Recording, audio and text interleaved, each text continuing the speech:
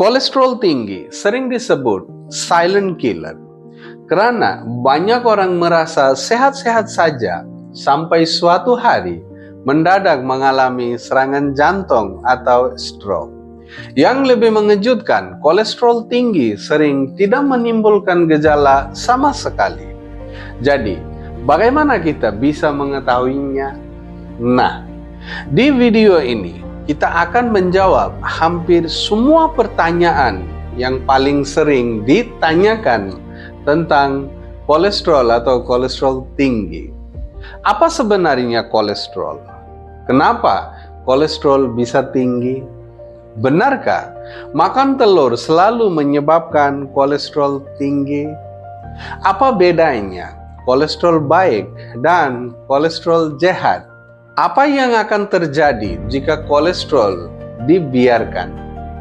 Makanan apa yang sebaiknya dipilih? Bahan alami apa yang paling banyak diteliti? Dan kapan seseorang harus segera memeriksakan kadar kolesterolnya? Jadi, pastikan nonton sampai selesai karena mungkin salah satu pertanyaan itu adalah pertanyaan yang selama ini ada di pikiran kamu.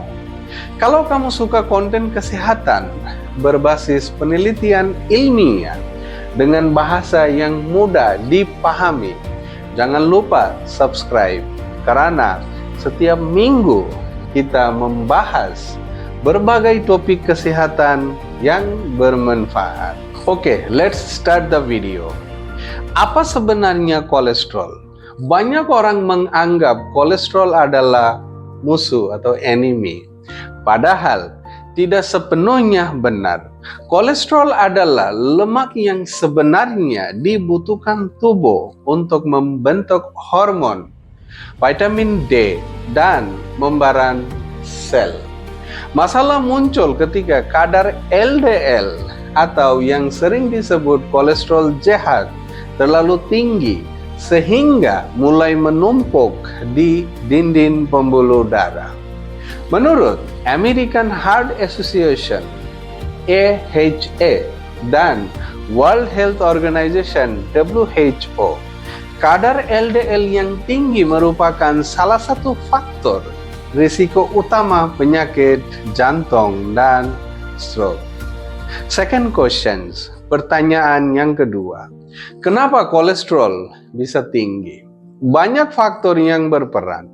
Pola makan tinggi lemak jenuh dan lemak trans, kurang aktivitas fisik, obesitas, merokok, diabetes, faktor keturunan, dan bertambahnya usia juga. Menurut Center for Disease Control and Prevention (CDC) dan National Heart, Lung, and Blood Institute (NHLBI), kombinasi faktor gaya hidup dan genetik sangat mempengaruhi kadar kolesterol. Pertanyaan yang ketiga, benarkah makan telur selalu menyebabkan kolesterol? Ini salah satu mitos yang paling sering ditanyakan. Penelitian terbaru menunjukkan bahwa pada sebagian besar orang sehat, konsumsi telur dalam jumlah wajar tidak memberikan pengaruh besar terhadap kadar kolesterol darah dibandingkan pola makan secara keseluruhan.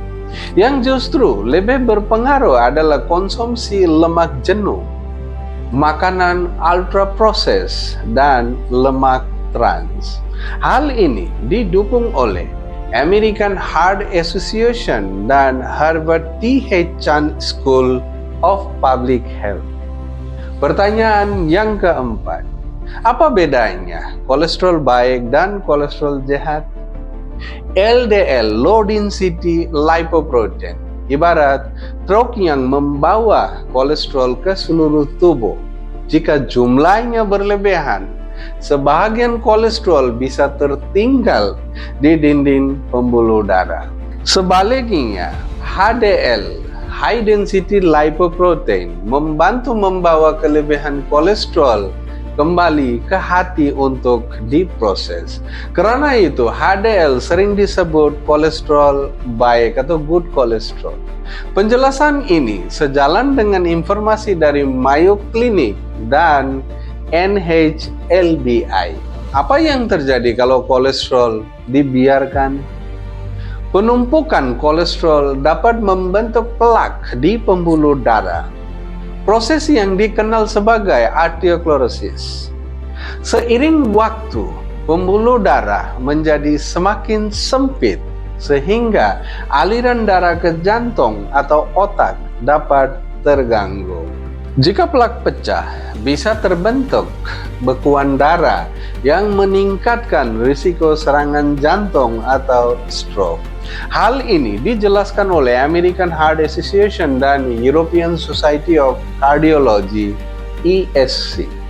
Pertanyaan yang keenam, makanan apa yang lebih baik dipilih?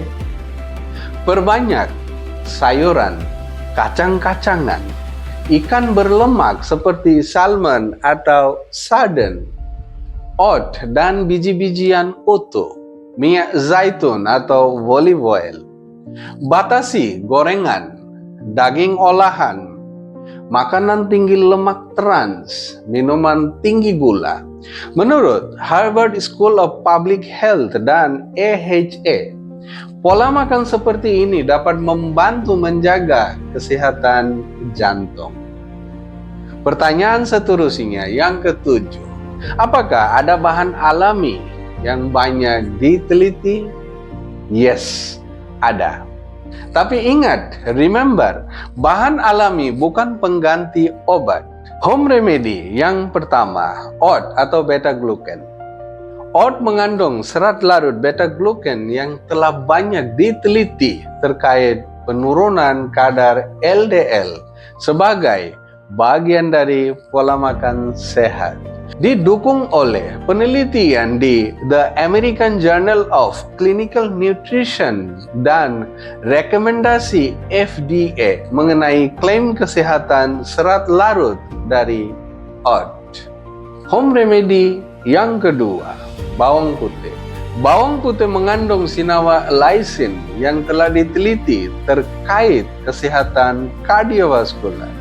Hasil penelitian menunjukkan manfaatnya cenderung kecil hingga sedang dan menggantikan terapi medis. Didukung oleh Journal of Nutrition dan NCCIH.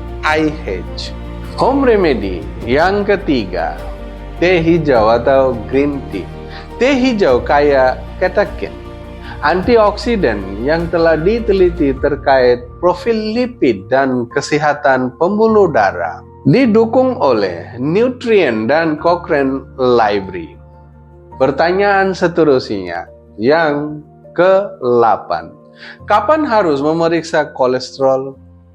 Pemeriksaan kolesterol penting dilakukan secara berkala, terutama bila memiliki faktor risiko seperti obesitas, diabetes, hipertensi, riwayat keluarga penyakit jantung, atau kebiasaan merokok. Ikuti jadwal pemeriksaan yang dianjurkan oleh tenaga kesehatan berdasarkan usia dan faktor risiko masing-masing. Hal ini sesuai dengan rekomendasi American Heart Association dan US Preventive Service Task Force (USPSTF). Sekarang kamu sudah mengetahui jawaban dari pertanyaan-pertanyaan yang paling sering muncul tentang kolesterol. Yang perlu diingat, kolesterol bukan musuh, tubuh membentukinya. Yang perlu dijaga adalah keseimbangannya agar tidak menumpuk di pembuluh darah. Kabar baiknya, banyak langkah yang dapat membantu menjaga kadar kolesterol tetap sehat. Seperti pola makan seimbang atau balanced diet, aktivitas fisik rutin, berhenti merokok, menjaga berat badan ideal, dan mengikuti anjuran tenaga kesehatan bila diperlukan.